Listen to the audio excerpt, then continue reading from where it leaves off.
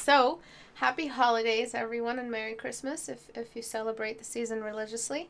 So because we're finding we're in this kind of limbo where some are Christian, some are not, and the holidays is such a wonderful thing to be a part of, just as a celebration of the season.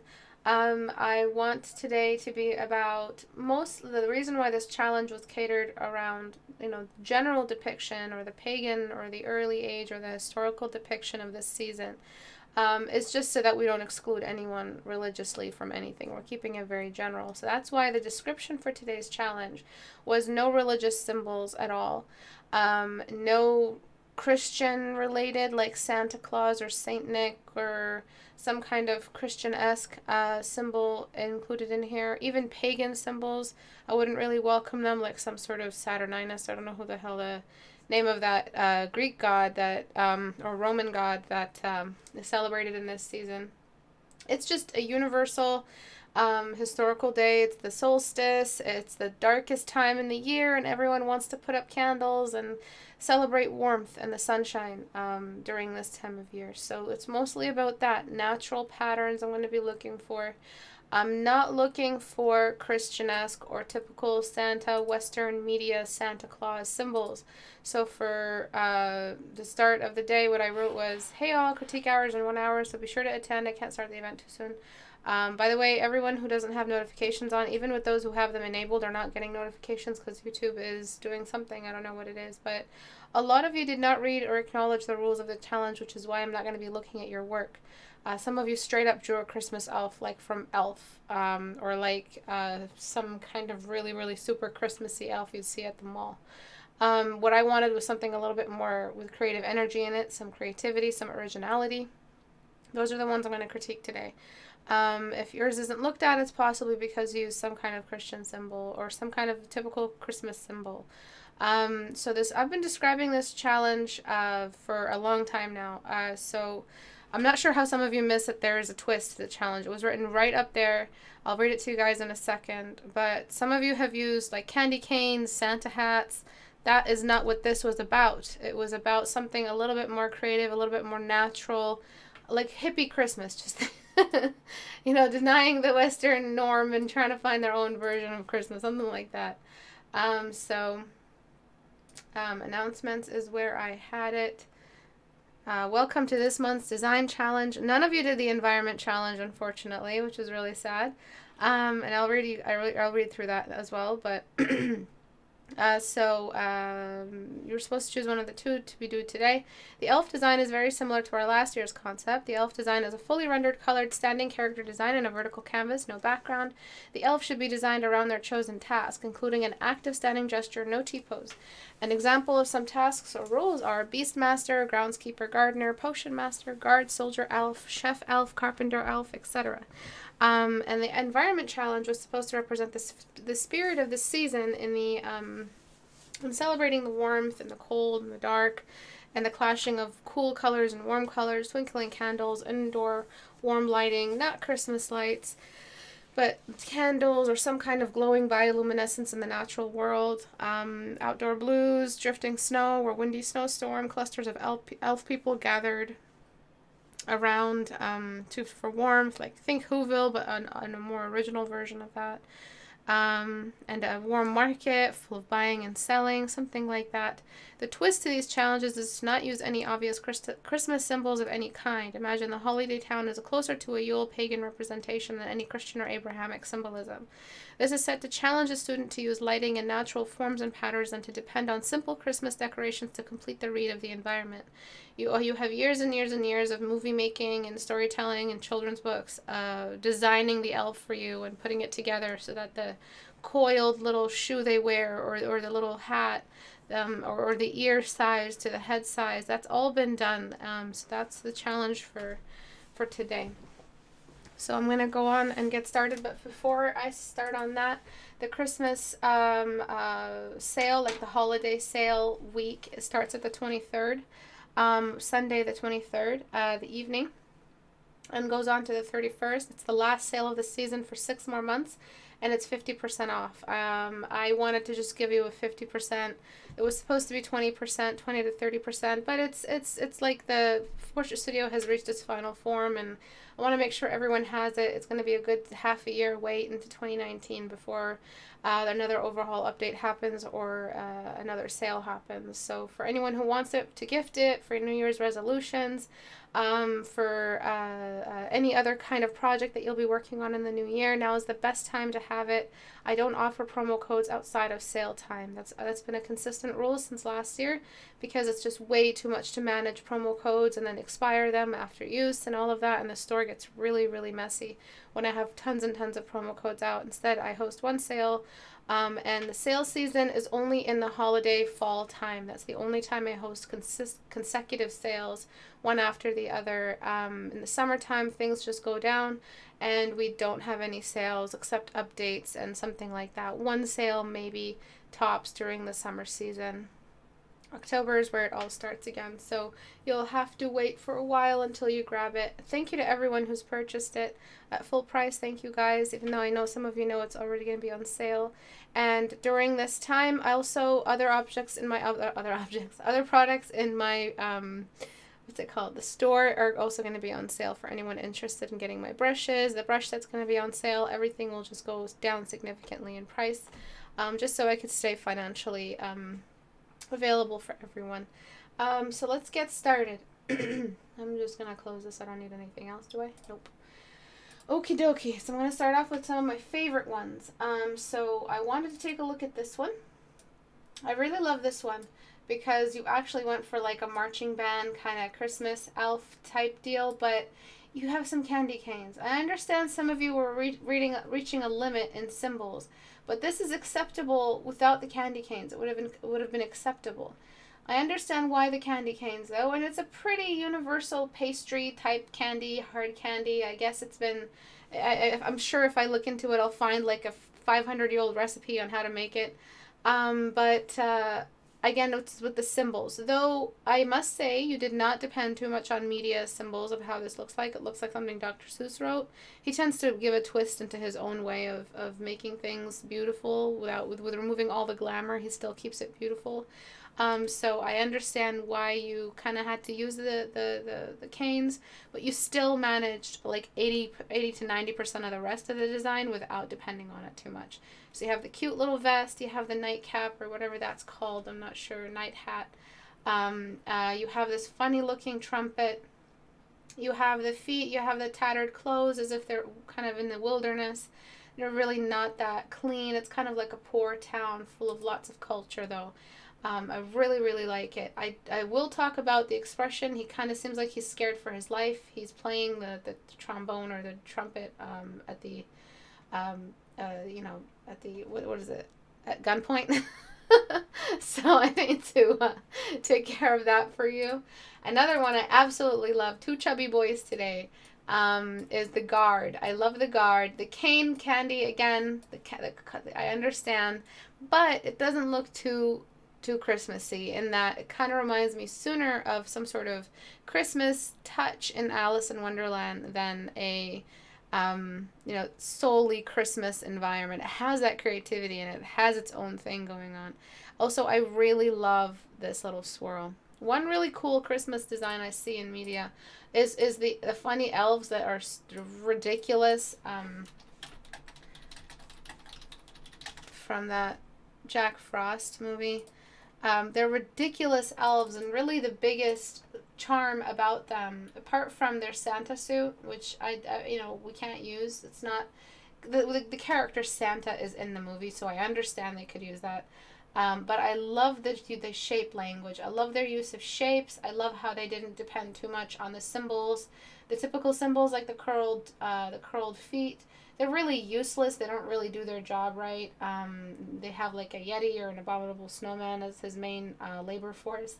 And their faces are beautiful. Their faces are all a triangle of beauty, but with a little ridiculousness in that there is like almost no thickness in the lips. The red nose. So I'm going to work off of this in that I'm When I say Christmas elf, I'm referring to a specific species of fantasy creature.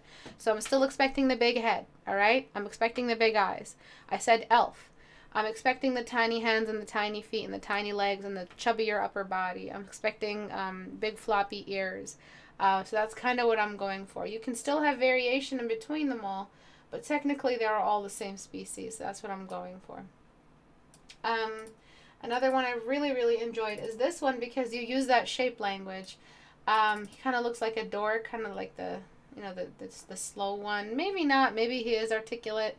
But you use the cane and the jingle bells. I would probably change this to something else. If he's some kind of like hairdresser, or I forget. I didn't read the task for this one.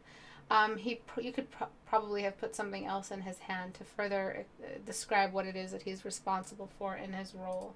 I have some Christmas decorations on top of, and if I remove the Christmas decorations and get rid of them and leave only the gun, it'll look like some kind of soldier. It'll look like an army soldier. You did describe that they are an army, they have experience in some kind of elf military.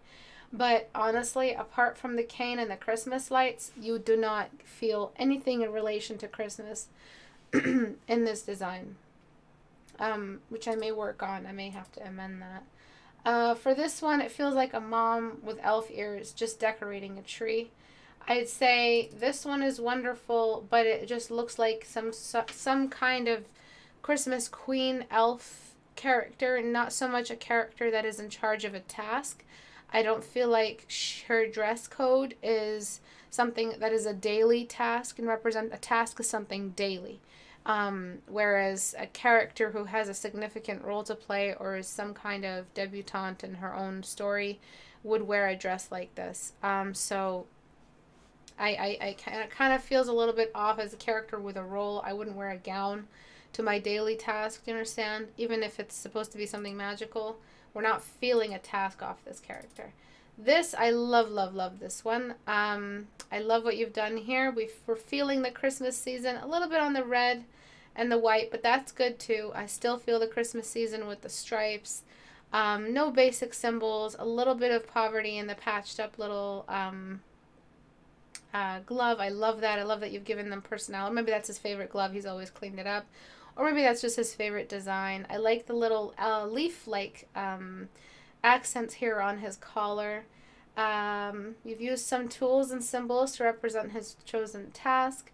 I would do some other stuff, but I'll get to it when I paint over it. But this is a quick look through these. This one is using a lot of Christmas symbols. It's something kind of like I feel like I'd see off Arthur Christmas. So I'm not sure if you guys have seen that. I think it is literally the best Christmas movie ever made.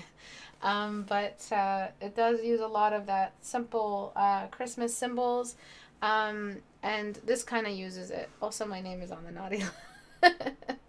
So he's judging me.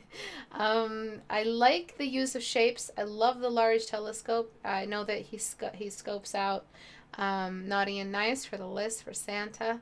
So that naughty list plus the sleeves and the red and green, you're using a lot of Christmas symbols here. How do you pull it off as if it's a peoples that live and celebrate some kind of pagan-esque, not specifically earthly pagan, but pagan-esque representation of the celebration of warmth in the winter season. That's why I called it kind of like a holiday elf. Really, there's so many holidays that signify this time in the year as like the climax of their religious center or something like that, that it's difficult to point it to one. Even in the Hindu religion, Vishnu or Krishna was born during Christmas. I'm sorry for my ignorance. Which other ones do I really like? I like the one that Antares made. I will talk about kind of where we're going for when it comes to the tall elves and how to pull that off properly. So let's start off with one of my favorite ones, which is the guard. So you have a lot of glitter here in the background. You have a lot of movement in the light. That means that we need to raise this up a little bit so that he can kind of fit into his environment. So that's step one. Step two would be to figure out, like, this really scrunchy face, like the helmet is too thick for him. And so what's happening is that you're kind of forcing the eyes to be visible, and it's just not working in that. What's happened is that you've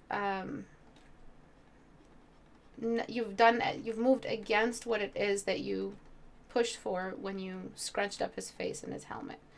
Chunky people, and I'm just gonna go out and say obese people, and I mean obese, I mean like 200 pounds overweight.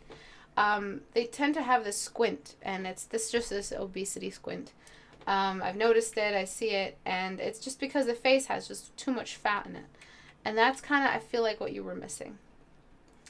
Because of this kind of like open eye. It felt like his eyes would be that open if he was a bit skinnier, maybe. But he's a chunky boy, and he knows it.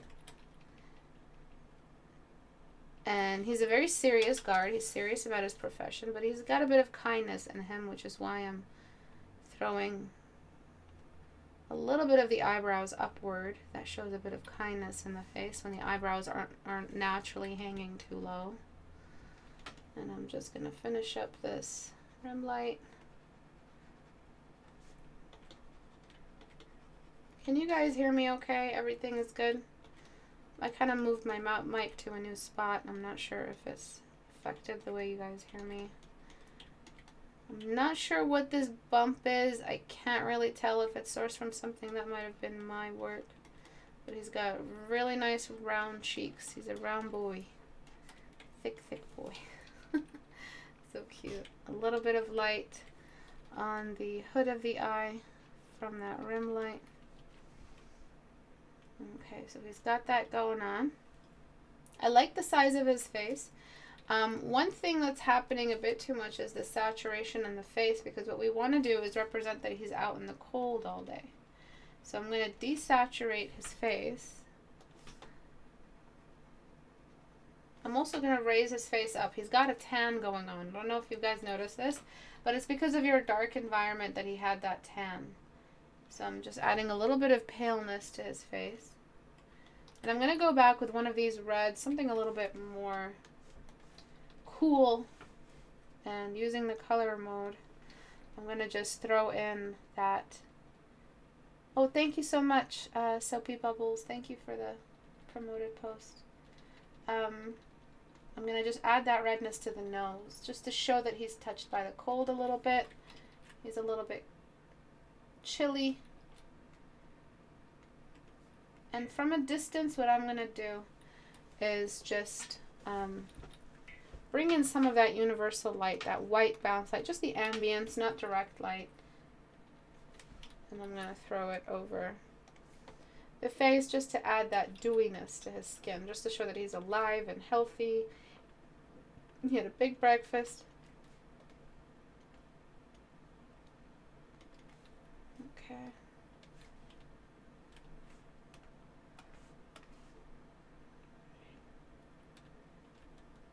So you see how he still looks cute even though he's got that squint going on? So you guys really have to look up the reference, and what you see in the reference is usually, you know, the important keys to pick up. If you looked up the right body type for your reference, then you will have seen that there's a particular kind of squint to a chubby face. And if it's, I can't tell if it's a he or a she, maybe that's a good thing. But if it's a he, you might want to, let's look at our options. You might want to thin out the lips. I think it's cute because it looks like a really sweet, chunky girl. So it could be a girl, and that's nice, change in roles. But I think it works best as a boy. A chubby boy and a chubby girl work very differently in storytelling. A chubby boy is easier seen as cute because a chubby boy is just so on the far side of what male athlete looks like, whereas a chubby girl can still be a love interest. You see the problem here? It's just the stereotypes, it's just how it works. You just have to live with it. We would sooner read a chubby boy as cute, but there's a possibility we see a chubby girl as a love interest or adorable or beautiful. There's just, it kind of being a woman kind of just muddies up the role and how to use that character's role in your work. Chubby mom is when you add age, it instantly turns into chubby mom or maternal character. Or the younger the girl, the chubbier the younger the girl can be. Whereas the chubbier the male, he can still be an adult male and still be adorable because of that whole Santa Claus stereotype that we've built in our storytelling. So if you want him to be a little bit more male, you just thin out the lips a little bit and toss in some rotation. I'm going to just rotate the eyes that way. And then just give a bit more sternness. It's not so much a mean sternness, it's just a guard who, takes his job very seriously. See how before it was more of a chubby girl, then it read as maternal. Here is reading as a male, which is a little bit more of a clean slate and less of a possibility for it to be a point of interest. A woman is always a point of interest, no matter how chubby, how old. In character writing, a woman is a very powerful tool in pointing the audience to look at, the direction, in this direction. Look here, there's a woman here. People don't always look where there is a man. It's just how nature works. So it's not because only men are strong enough to be guards. It's do I want this guard as out of the way as possible in his portrait and be as present as possible in his costume for the sake of the story? I'm just going to make him a male guard. That's how I would write it. Alright, so I'm just throwing a bit of rotation, a bit of shine and glistening on the nose. Just a little bit of a button nose. And then I'm just going to bring in some contrast here. Yeah, if you want the character out of the way, a woman might not be the best, more ideal gender to give to your character. You see, women, like the way Tolkien wrote them, people accuse him of being a misogynist or something, not having a lot of female characters. It's because he knows the strength of a female character's presence, that he tries to keep them as strong a tool as possible when he does mean to make something powerful and interesting. So Galadriel is very, very strong female character. Éowyn, very, very strong female character. One is the queen of all elves and is the matriarch of all matriarchs.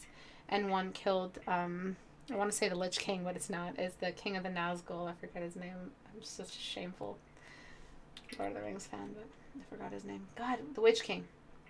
I think. I'm just going to throw in some more highlighters here. This is a very reflective piece of, like this material. So you'd have a larger belt of light just on the sides. And then you might have a couple of like reflective lights just chilling down here. Just a nearby picture of anything. That's just how you do something shiny. That's how you make it look shiny, or just reflecting nearby images really distorted. I love this shield. It kind of has that its own fantasy world, magic, druidian, spiral of nature kind of thing. The Witch King, yes. Alright, so a bit of shine. And then we're taking a look at the before and after. A lot more Humpty Dumpty, which is what I like here. It was a very beautiful character. I really want to know who they are. And that's not what you should be doing with a guard. After, a lot more out of the way. Really nice degree of visibility now in the light environment. And that strong rim light just shows that it's a really sunny day, but it's still an overcast northern day. Okay? There's nothing wrong. In fact, this looks a lot more professional, but we showed less eyes. How does that work? A student usually likes to think that, okay, the more eyes I show, the better my work looks. Sometimes hiding the eyes and you just have a real character you recognize. And that's a maturity in your design. Alright, my voice is not going to last today at all. Alright, let's get started on the other one.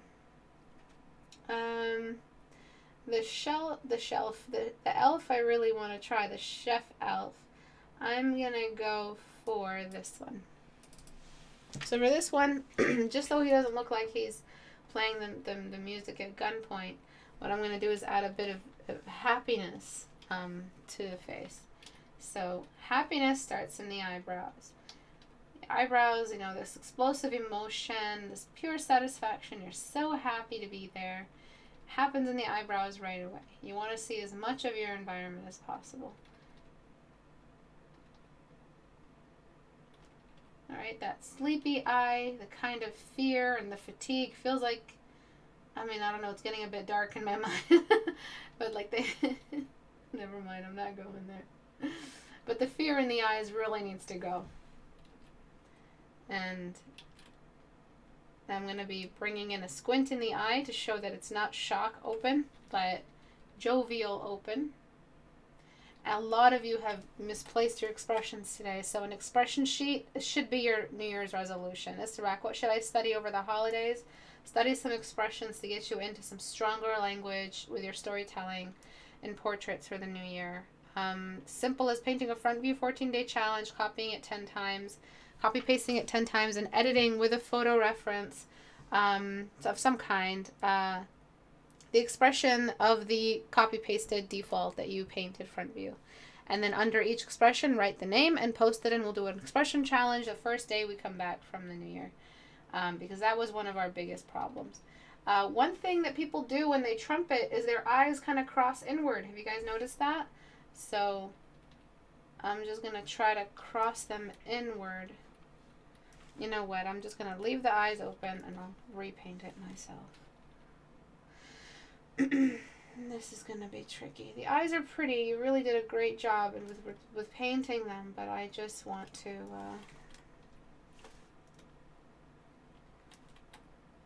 Did it do autofill? Christ.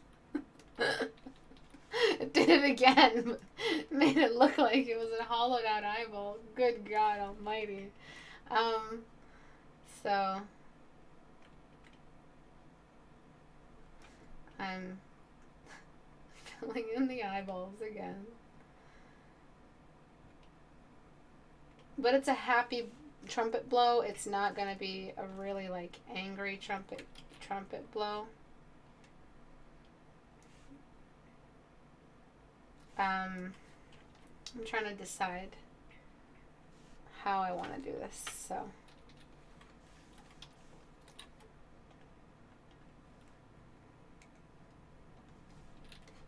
there's just so many ways for me to express with the eyes because we can't use the mouth or the nose here. So I'm squinting the eyes. I really want to add a happy smile, but also blowing at the same time, so you can do that. Like someone whistling, but also blowing. And I'm just going to add that upward movement in the smile. Not so much this, because the horizontal movement is not possible because they're trying to blow a trumpet. But we can do a happy, chunky cheek that pushes the nose up as it chunks up, pushing the eyes. Eyebrow arcs also go up into a nice, happy arc. And then the eyes are squinting so much. They enter that, remember that obesity squint? Well, it's wonderful, it's cute, it's perfect. I love it. And we're just getting a lot more happiness out of the character. And they're really enjoying their craft. They're not being forced to play the trumpet at gunpoint.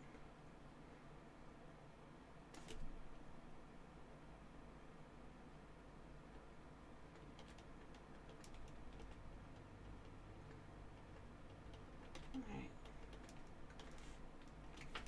And I'm just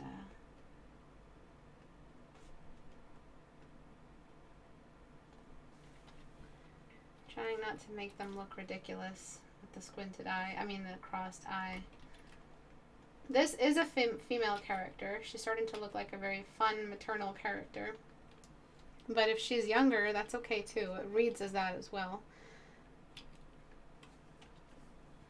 If it was a male, you have the face all wrong. This time I'm going to go for a female because it's doing the opposite of what we saw previously. And I'm just going to correct my work here.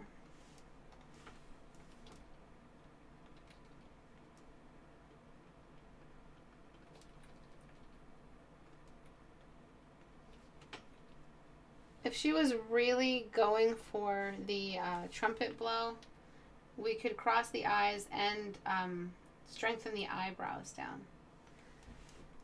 I like how the mouth got a little bit distorted around the trumpet.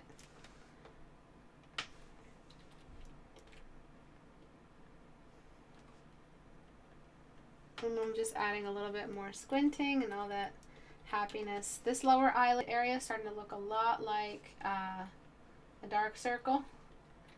I know somebody's going to say Christmas.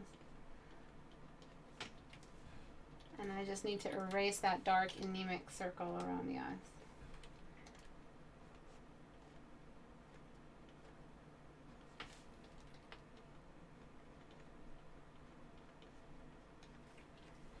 Alright. And very happy, very healthy. They're chunky because they like to eat, not because they have a thyroid problem. Like yours truly.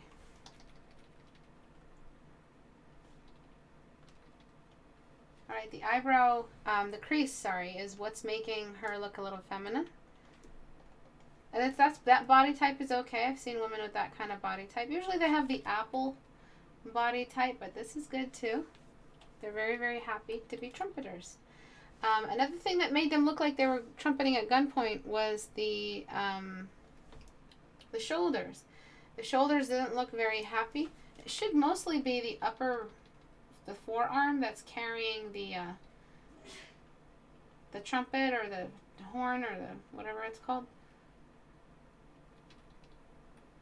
So that kind of tense shoulder looked like they really were scared for their life. Actually, I'm going to leave one side up and then just kind of lean the body over like they're also dancing. And then just throw some of these little things this way like they're dancing. Like swaying from side to side. There we go. Much more happy. And I'm just going to reveal their tummy center line for more form. And of course you can straight up go for the squint if you want to really push that.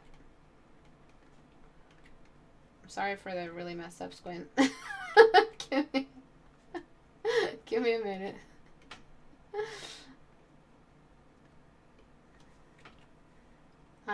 You can go for something like that as well if that's what you would like to do. Opening up the eyes makes them a person, and then it makes us want to know who they are. And if that's what the story is requiring out of you, then go ahead and do it. Let's look at the before and after. So you'll see why I thought he was kind of scared for his life. He even looks worried. He's like, please, sir, can I go home? I'm sorry. It got really dark. Christ alive. I'm sorry. I have a really dark, sense of humor.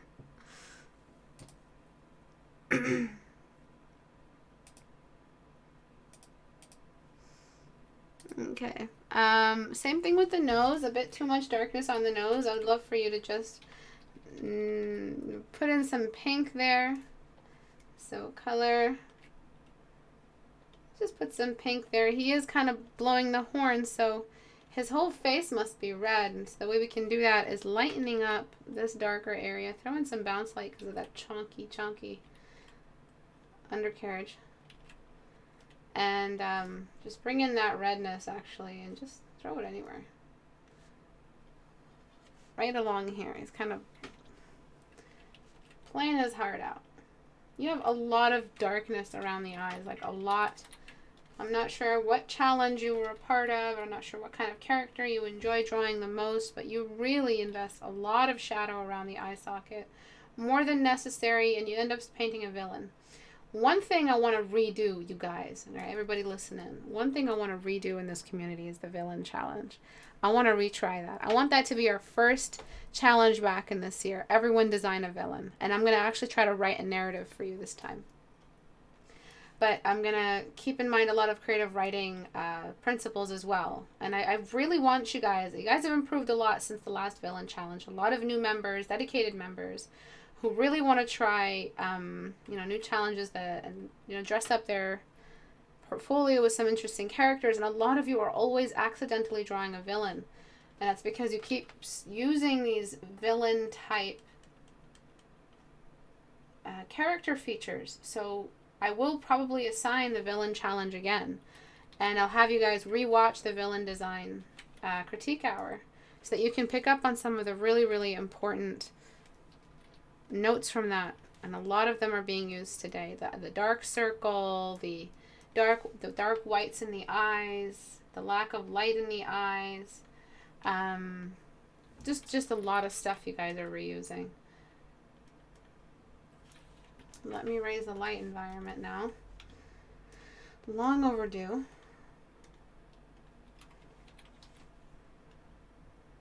A little bit more happy. And then finally there's the saturation. So I'm going to put a little belt of saturation right here along the light where it touches the character's belly and before it becomes a shadow. I'm going to let this lower part stay desaturated. I'm going to saturate a little bit around without it looking, hopefully, too gross because of dodge tool. Just saturate around the mid-tones here. And that's all really that was missing for the read of the trumpet's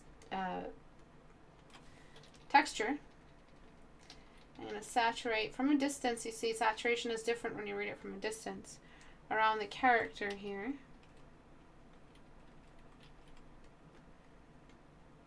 I'm going to saturate around their shirt a touch.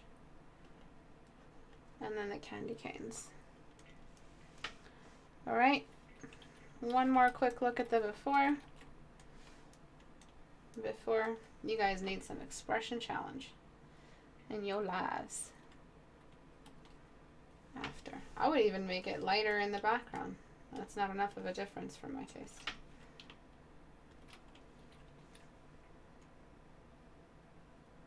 That's a lot of shine in the, and it's okay if it's this white if you're presenting it as a character design, and even then it's not pure white. Look how in the safe zone it is.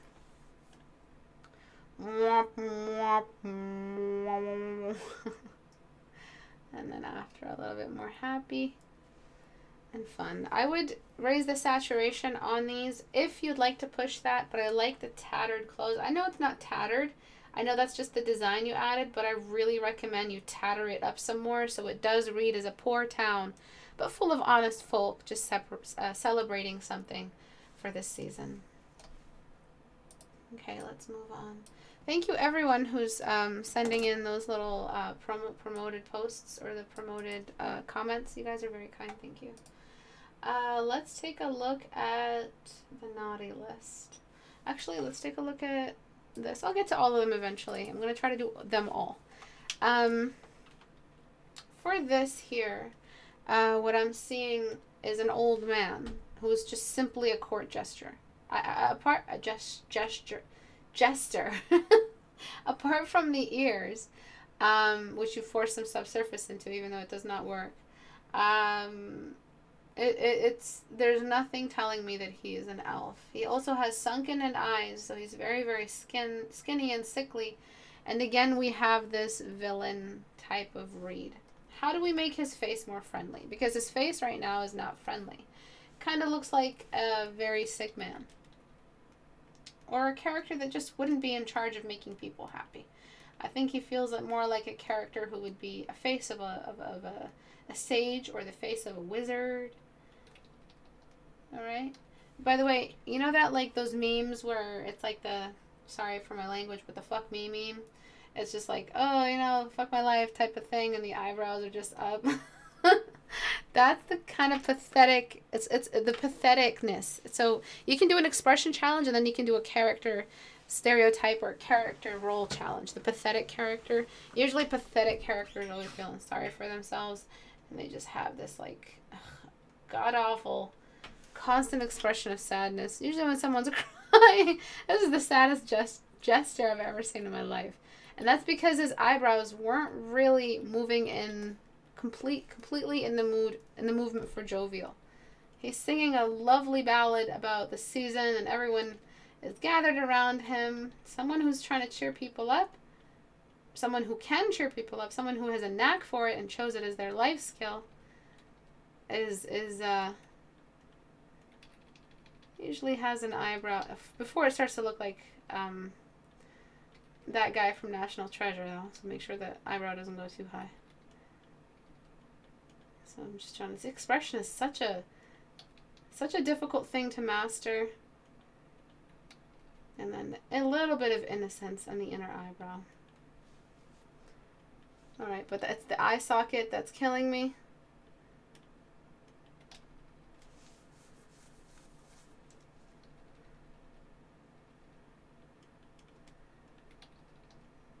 Alright. And then I'm gonna make the eyes a little bit bigger.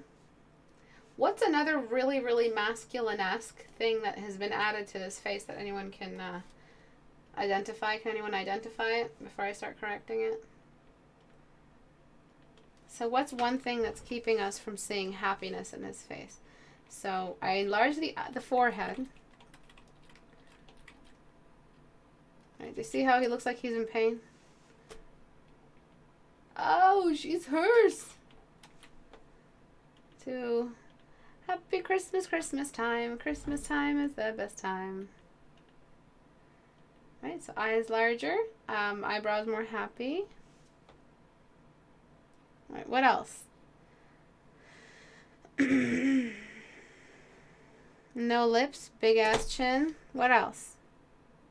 What's making him look like a villain in that a villain represents a loss of life and sickliness? And not that it's a joke, and I always have to give this little bit of an input here, make sure that I'm saying this with full good intentions, a little bit like a chemotherapy patient. What's making him look that sickly?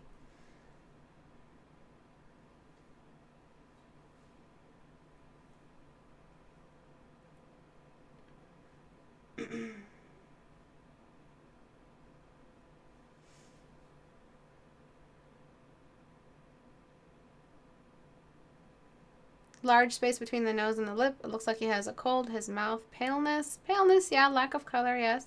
He looks skeletal. Excellent answer. The skeletalness in his face looks like he's just either really, really skinny guy. Again, it makes him look like a villain. Really strong cheekbones, strong jawline. It's too much combination of villain units that it's just not working. If you want him to have a muscular face, go for it. But you're going to have to lower the eye socket sunkenness in his eyes. He looks like a dead character. It looked like a dancing dead man. Because of the sunken eyes, the thin lips, the lips receding from the teeth, the distance between the nose and the mouth, the sunken in cheekbones, the skeletal look. You left nothing else for us to really read a happy guy. Alright, so I'm just going to extend the distance between the nose and the mouth to give him that funny kind of elfness to him, and then I'm just going to add a little bit less of a chin.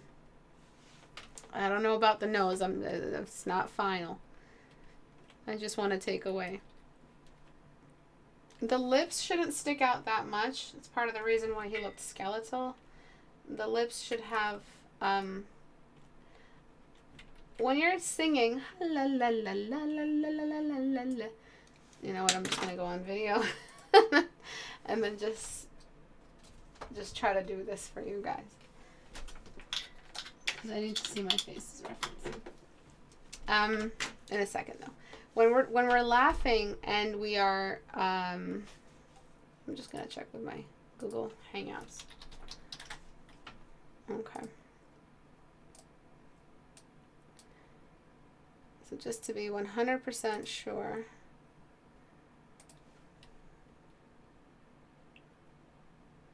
Yeah, so my teeth do show, but my lips don't lose their thickness into complete thinness. So you can give him some thickness here in his lips. Why is it not letting me use any other value here? I don't understand. Normal, normal, normal. Oh, because I've been selecting the wrong box.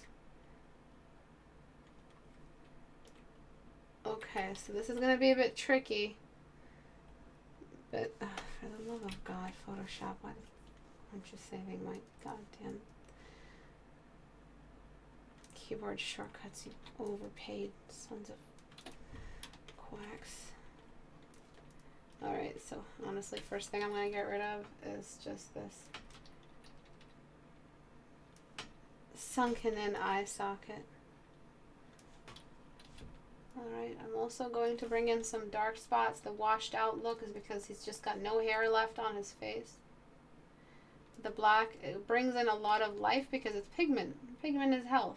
When you're getting old, that's when you look washed out. I'm going to throw a little bit of that. I'm going to actually fix the expression in the mouth. That should help it bring back his age and youth. That seems like an honest smile. I'm going to keep him masculine, and trust me, he looks masculine. But I'm also going to get rid of the size in the teeth. And then just get that cavity value here.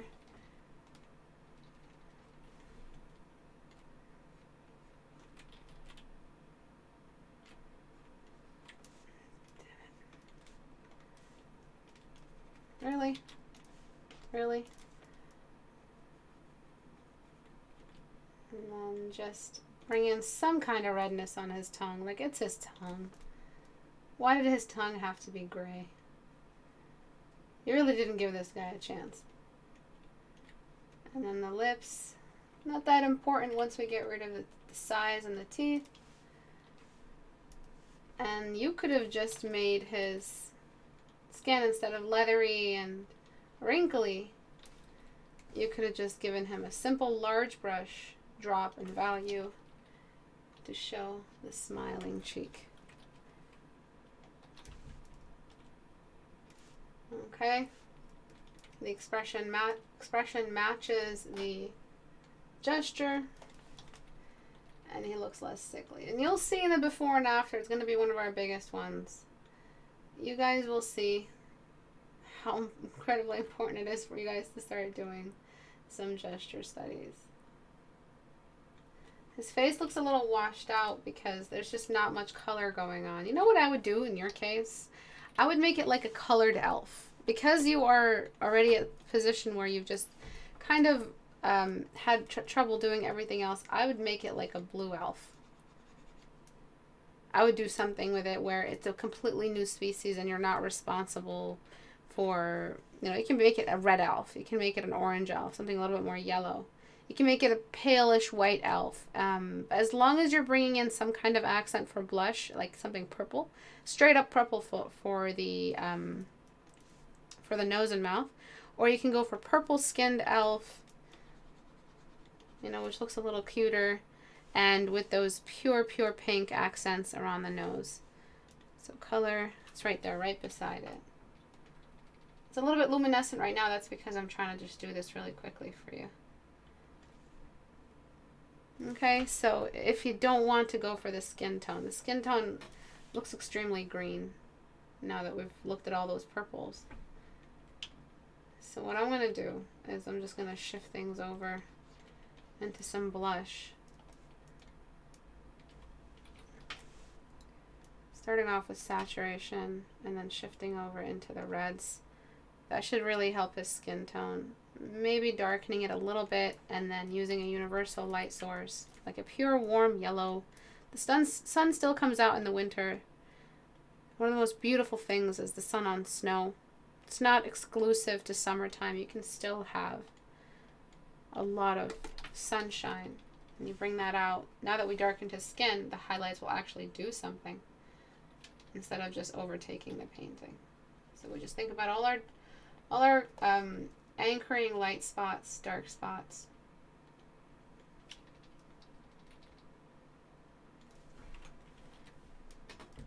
It's a good place to start.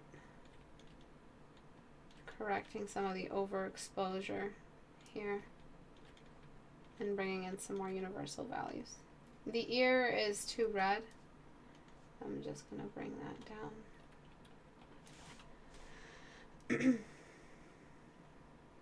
His face looks a lot more happy, but there are just so many changes that need to be made. going to be hard to decide which ones.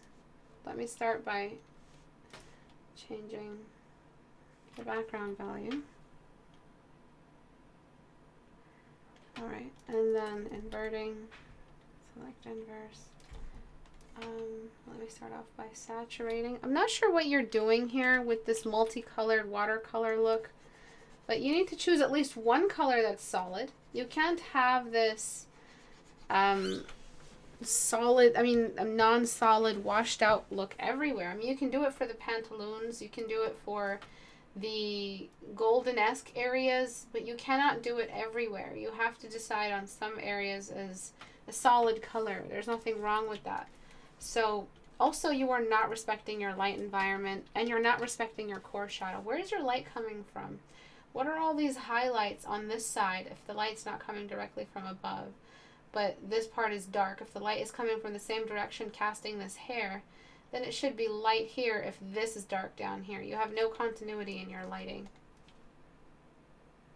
So darken.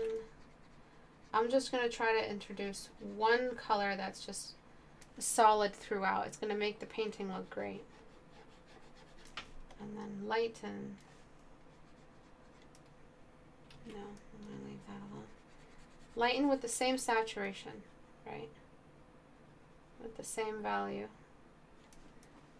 And that's going to do a lot. It's going to let your other colors, which you have muddied up with that stylistic coloring, to be a bit more passable, to be a bit more acceptable. Because you just can't stylize everything. The best way to color like this is to just have one solid color somewhere. So you've done it here again. You've done it on the hat. I like the saturation, almost solidness in the collar, so I'm going to try to do that as well. You just have to respect your light source. You have to have a specific coloring style. You can't stylize both of those things and expect the coloring to look good and accidentally paint a villain in a Depression era courthouse or a Depression era king's throne room. Okay. Just bringing in more happiness. He doesn't look like he has a perfect life. Not at all. But a little happier than where he was before. And also way too much shadow everywhere. You don't need that much. And problems like this rise out of form studies. Without form studies, you don't know what's dark and what's too dark, what's light and what's too light.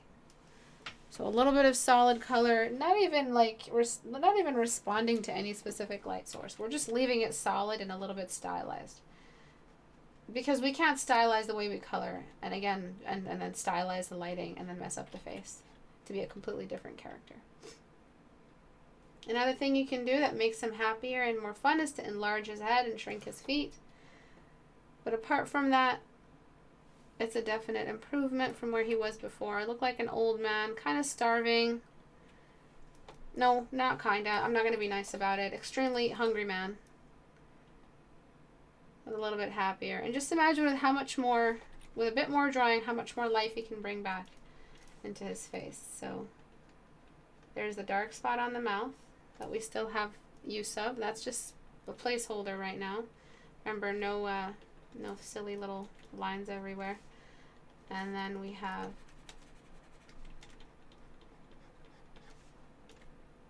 a bit more light here. There's just so much more you can do.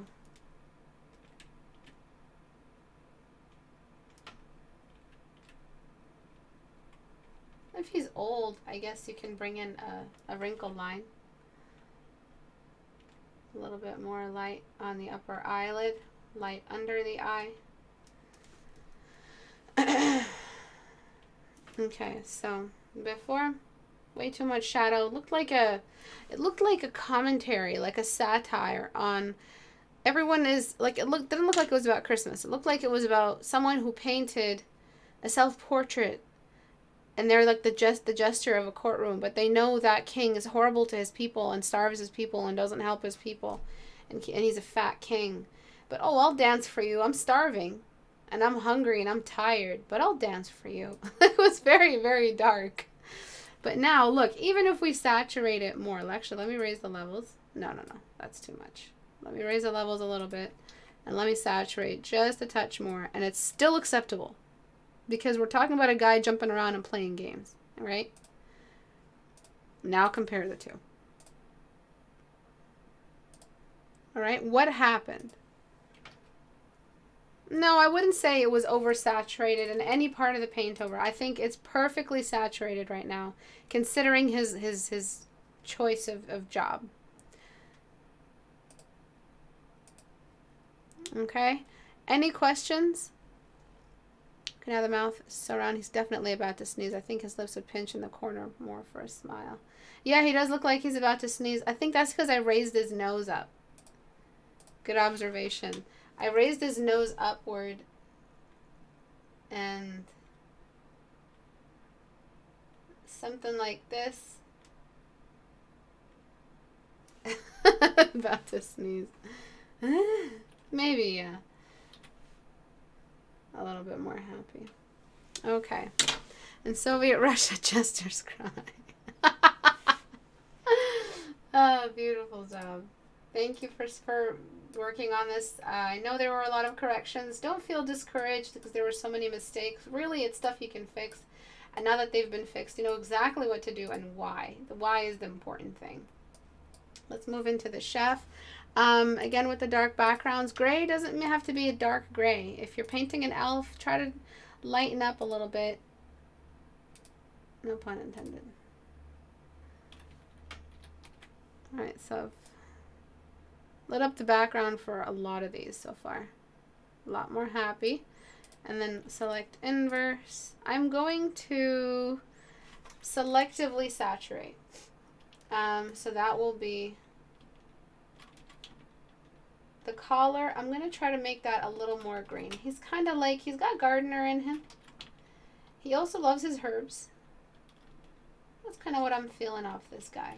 And green is lovely. Green is nurturing. Green is healthy. So saturating that green, actually I won't even saturate properly. I'm just going to try to find a good green.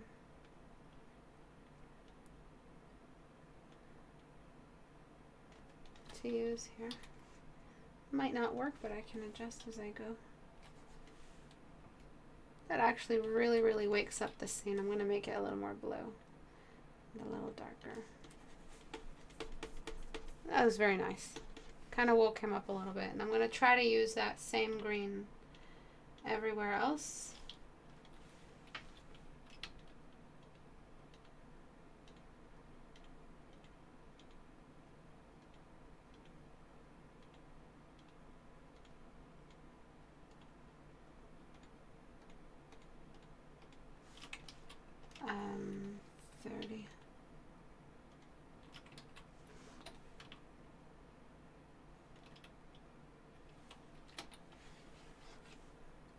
A little bit more saturation, but only in small areas, and it's really complemented what's happening here. The hat, I don't know what texture you were going for. I don't know what you were aiming for when it came to the fabric, but again, with these texture overlays, it's better to just go for a solid color than to play with colors and texture. It's better to just aim for that nice solid color. It'll do a lot more. And once you do that, it'll be very easy for you to pick up on where the lighting would go, where the lighting would sit on the top. So I think it would be very similar to an organic form study. It would just sit like that with a little high point just towards the front.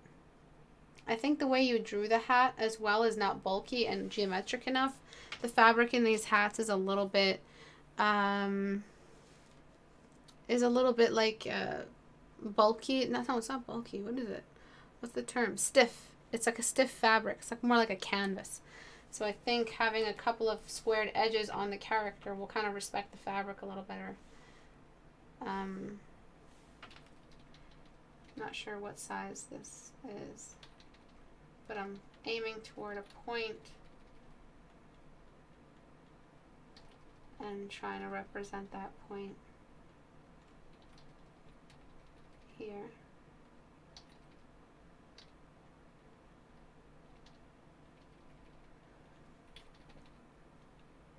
Same thing here, just to show that it's like a stiff fabric that'll bend and also stiffen up into a square-like crease.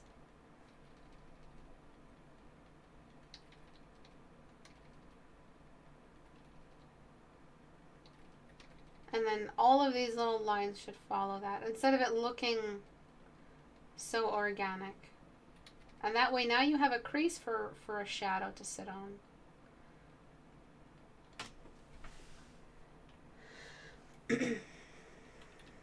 So before, after, and then I would just get the lighten layer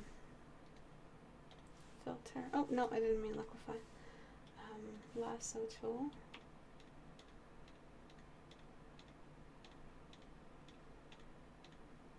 So you can have desaturation everywhere as long as you saturate it with accents. Okay, that looks a little more bulky. It's not a perfect edge, so I'm just going to smudge it.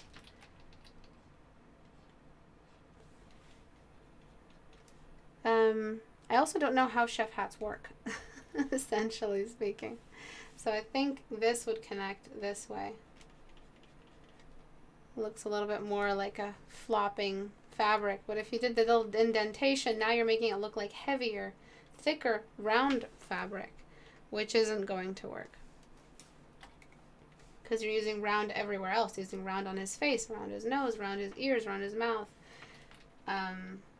Fabric doesn't have to also be round. Organic parts of his body, anatomy, you can get away with over-rounding that stuff. So just like the elves we saw in Rise of the Guardians, the movie with Jack Frost. You can make one side shorter. And one side larger. I want to do that better. Okay. A little bit more of a complete shape.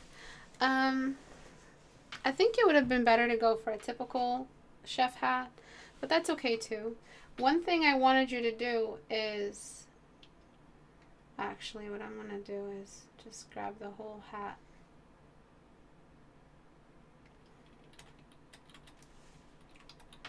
And just lower it on the eyebrows. And just erase away at it.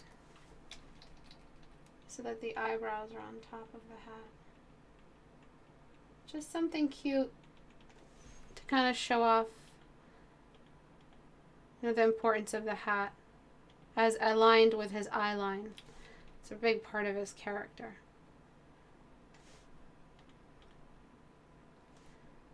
Okay. As for skin tone, a little washed out as well.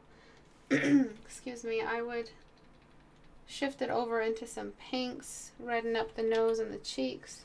You can redden up the ears here since there's enough light. That's been saturated. These adorable cookies are just too cute, and I love the little side, the width of the cookies that you painted. I'm just going to saturate them. I'm going to saturate the food to be more of a delectable color, maybe a pink, because that just looks like flop or schlop. What is it called? And I'm just going to correct this color.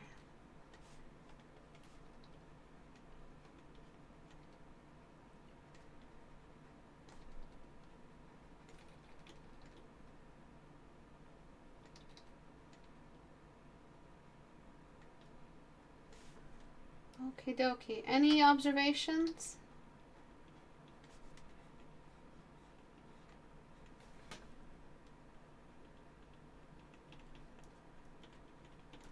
Okay. Some things that you need to do is start saturating your shadows. Your shadows are a bit too desaturated.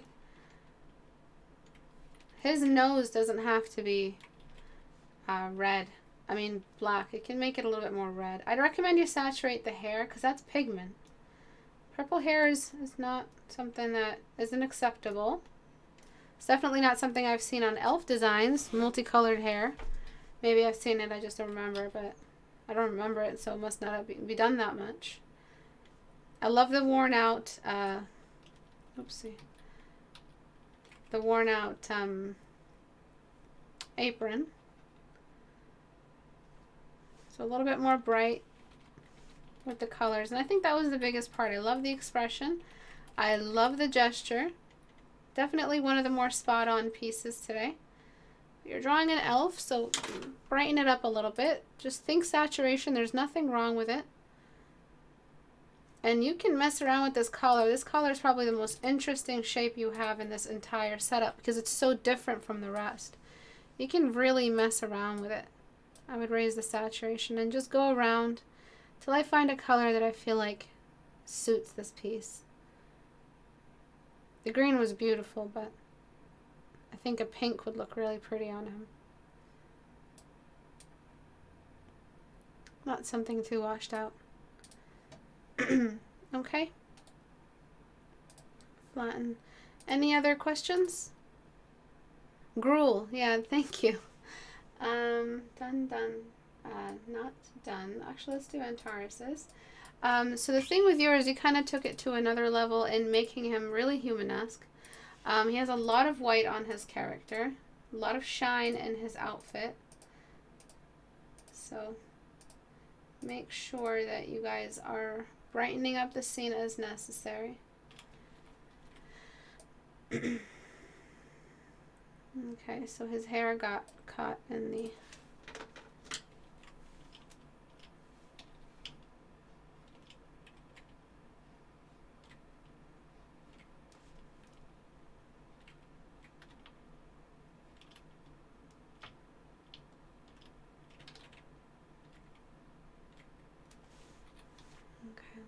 Brightening this up. Looks a bit more spot on. It wouldn't really explain why the shadow is so sharp if there wasn't this much brightness in the scene. Then there's the fact that we are missing any of the white of the universal light source, but if he's wearing that kind of velvet, that's acceptable. Other than that, he looks like a Final Fantasy character. Because you haven't really adjusted the features so that they're not that human. You've given us really, really defined, like specifically human features. What I would try to do is something a little bit more along these lines. A much thinner nose, more distance between the mouth, and maybe a stronger Cupid's bow to make him look like that elf-like character, because they do have very specific Nephilim, I would say, style features, very alien-like. But you just straight up drew us a commander like a G.I. Joe, and that wasn't going to do much for you. You can't just draw a typical face, throw in some ears. You have to unify the biology a little bit. They probably have even wider mouths. They probably have a some sort of carnivorous touch to their build. Well, maybe they're not carnivores now, but I guess in the way that they're built, what they've evolved from. And these larger eyes, I would even extend the distance between the eyes. And just look at what happens from a distance. That really starts to read like an alien. I mean, like an elf, because of the units, the alien design units that you've added. As for the silhouette, I would give in a little bit more of a specific hairstyle. Something like that, a little bit more squared at the top. I would be very strong with the shape language, so I try to push in that triangular hair width. It's just how the character looks. To finish off, kind of looks like a hood. And if he's an inquisitive, I'm not sure what the task is. I forget. Can you let us know what the task is? If he's inquisitive, he looks like a smart boy. I'm just going to raise his eyebrow up. I'm also going to make him look a little bit further away from the canvas. I mean, from the viewer. To make him look a little bit more inquisitive. Yeah, Lucius Malfoy vibes, yeah. Right,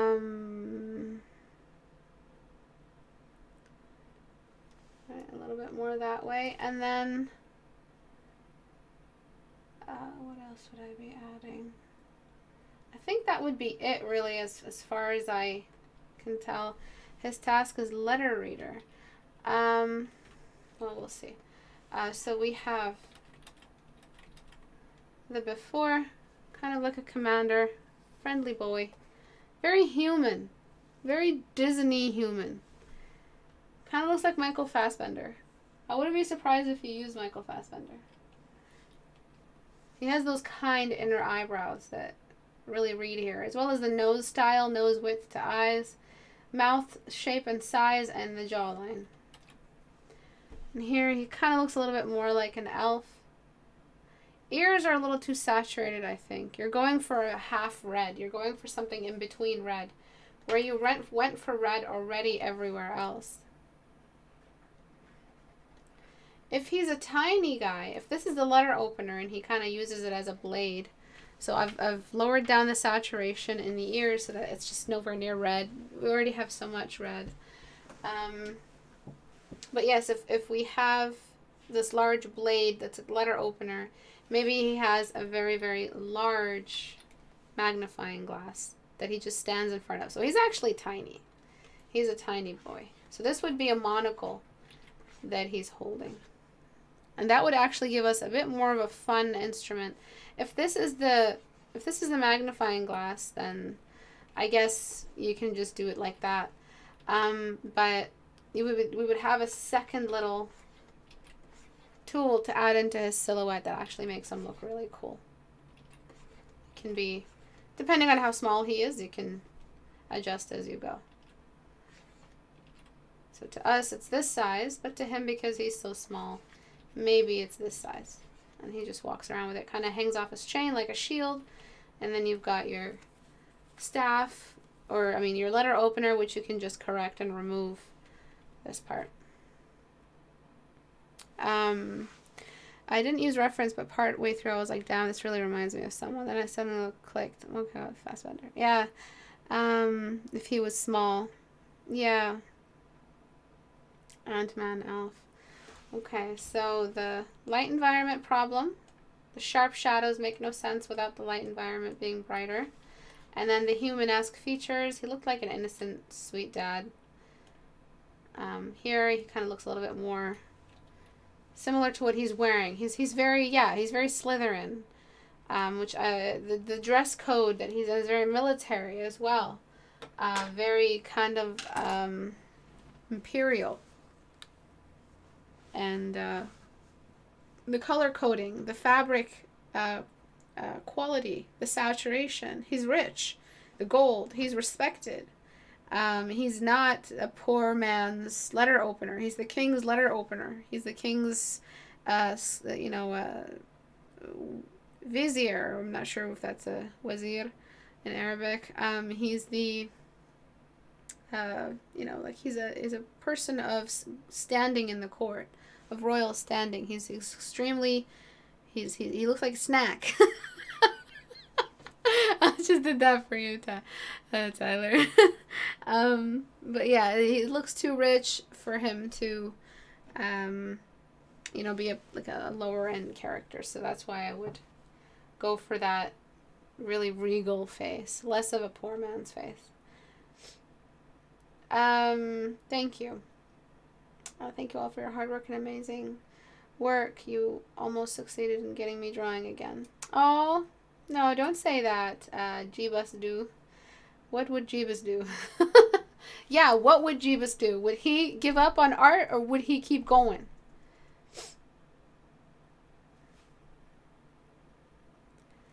Okay, so that's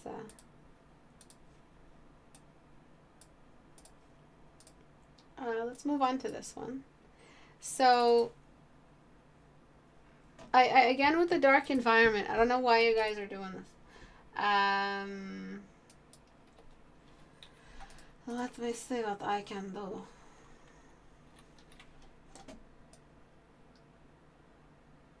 A little bit brighter. You might bring in some subsurface and some glow.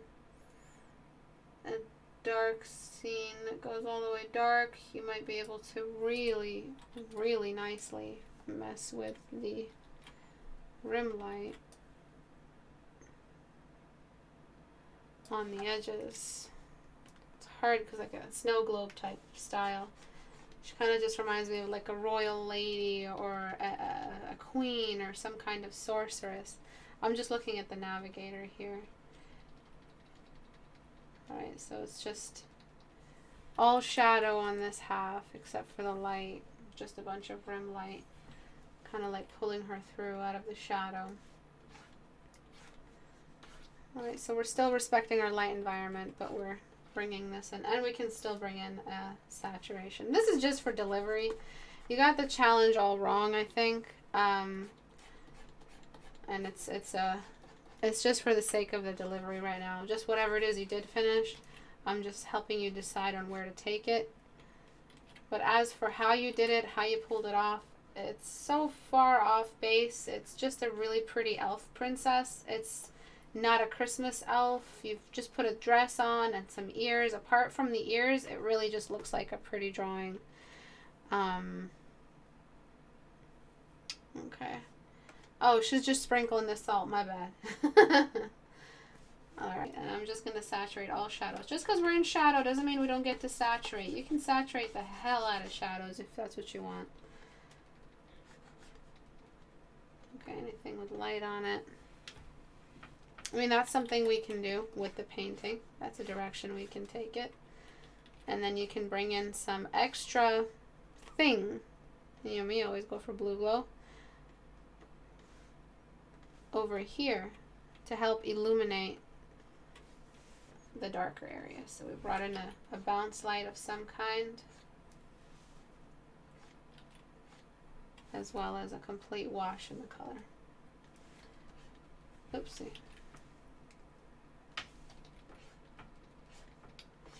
Down here. Okay. So there's really not many options you have for delivery other than kind of transforming it into some kind of illustration. That's as much as I have to say about this one. There weren't any extra tasks like applied or any features applied that I can accent. All I can do is just show you cool things to do to the painting.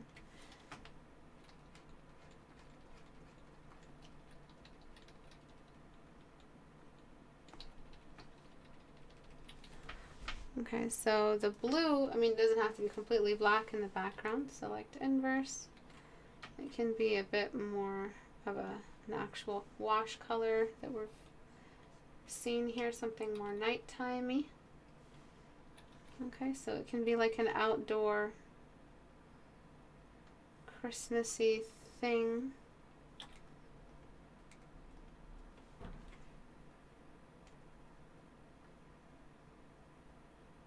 Something pretty in blue but still dark enough for the environment. And then I would actually cool down that red that you have to something more, less of a cherry red, more of a purpley red color.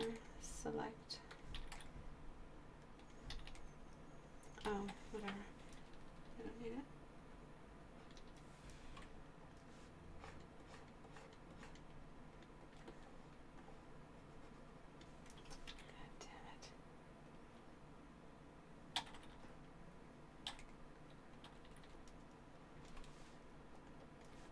Oh, okay, that explains it. That cherry red is only that red in light. We need more of a dim red. It's still red, but it's more dim. And then what I would do is just lower the levels in the entire scene. That's kind of something I would start off with if you want to snow globe it somehow. I'm just looking at the navigator here. It's kind of reading. We have some nice subsurface, but where you were before, it really wasn't doing anything. It was extremely dull. We weren't pulling any saturation in. You can go white, you can go completely light, but the point is we're trying to show off the snow. So the snow can have a magical element to it as well. It can have like an external glow. So what I'm going to do real quick is select inverse. And this is all just really fun effects.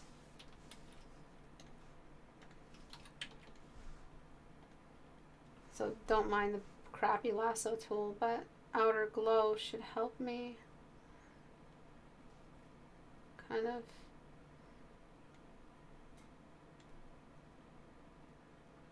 bring in that little magical element. See that?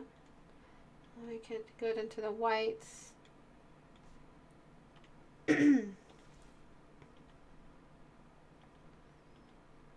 Okay, so now it's like a character glowing, and you can work on the face a little bit more. When is it okay to saturate in shadow? What lighting would allow for that? Colored light source? No, you can saturate in shadow, but it's as long as it stays in the shadow range, you can saturate per limit in that range. You just can't saturate outside the range. And I don't think even Dodge Tool has the power to saturate outside the value range. It'll just saturate within the range when you designate mid-tones, shadows, or highlights. So as long as you chose the right grayscale value, saturate to that limit, you can get away with it. But there's only so many colors, there's only so much colors can do before they turn into a purple version of themselves. Like red was turned into more of a purple color. And the blue took over, and we can saturate blue as much as we want if there's subsurface coming in from the back. Color is only bright and light. As well, Mango, add color is only warm and light.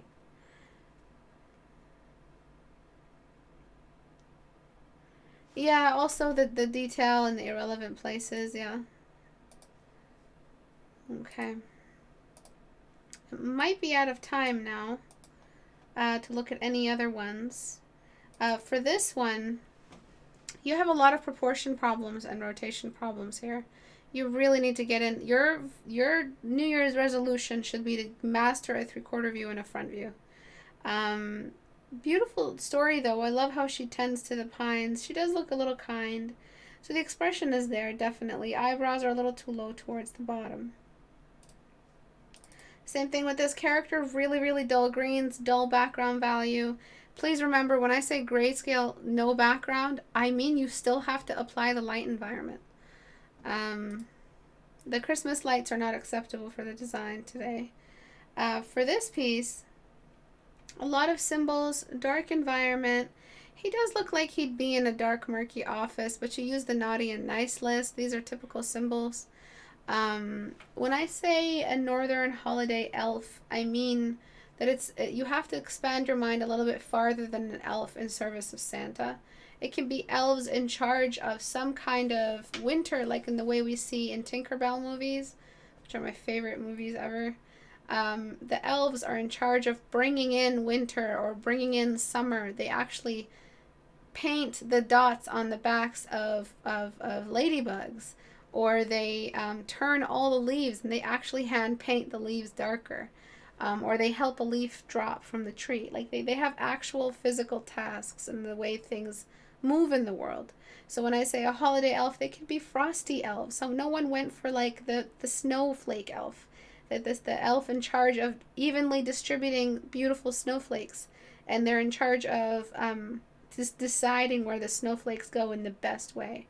Another elf/fairy in the Tinkerbell movies is the light fairies. They decide what's the best angle of the sunlight to hit the trees in that perfect angle. I love that. They all have tasks in that way. I didn't want to reference Tinkerbell in the resource pack because I just didn't want you guys to take those ideas too much and borrow from them. But a Beastmaster elf would have been really cool to see. A character that kind of helps not just reindeer, but all winter creatures. It could have been winter dragons. It could have been winter fantasy creatures, and they just help them along and take care of them, and that you have little lanterns. And no one did the environment. So I'm not hosting a class on the 20th. Some of you said that you want to hand it in for the 20th. I won't be hosting a class for the 20th, but I will be back on the 8th for a session with you guys. The 8th of January 2019, we'll have another session along with expressions handed in, and I'm officially assigning you guys expression studies. I'll look at some of the environments. I want to see some of the winter holiday warm environment versus the cold elements. I really want to see someone go for some sort of glacier valley with little houses etched into the sides and the walls, and you see some of that yellow glow emanating from within the walls with this beautiful subsurface scattering color, some northern lights, some glowing stalagmites and stalactites, some interior cave with northern lights in it. Who gives a shit? Just do it. It's fun. Even if it's a cave, you'll have some kind of beautiful light show going on. It'll look Christmassy, but it's not about using symbols and drawing lights and a picture of Jesus Christ. It's about the elements, the cinematic elements, the tangible textures, the color language, the warm versus light clash and texture, which with sharp, cold, and warm, soft, and round. That's kind of what I was looking for, a real texture meditation. So if anyone wants to try it, you do have time when we get back to do, I'm not going to look at the elves. I will look at the environment pieces if anyone wants to try an environment piece. If you do hand in an environment piece, please do some thumbnails first to just look at, how you're gonna cinematically present that valley of glaciers and the warm houses and the blue environment and the yellow light twinkling across from the windows of every single habitat. It can be bird people. You guys had so much free reign. So I can help with a little bit more pitching. If you guys have issues with ideas, ask me and I can pitch some ideas and throw them at you. I know the one I just described super inspired me. But try your best to just think of other where they could be situated, where this holiday town could have been situated. And there's really no other way, like a winter town, I guess I can call it. It can be in a tree trunk. It can be between a bunch of branches. It can be in between a bunch of large mushrooms that glow green. Each house can be a glowing mushroom. It can be a Thumbelina world where everything is bigger than her and she sleeps in a matchbox. Something like that. I wanted to do a quick little reel of all the challenges we've had this year. I wanted to kind of showcase my favorite submissions and all of that. Maybe if I have time within the next 20 days, I'll try to make a reel for you guys. The Patreon private tutoring tier is still deciding. I'm still deciding on it just so I can measure how many students I'll be booking into my school as well as running Patreon's new tier. I might not. I just don't want to, stretch myself too thin. So I'll probably keep that. I won't announce it unless it's official. But thank you all for coming. And I'll see you guys in the new year. Happy New Year. Merry Christmas. Happy holidays. I love you guys very much. Bye. Bye, everyone.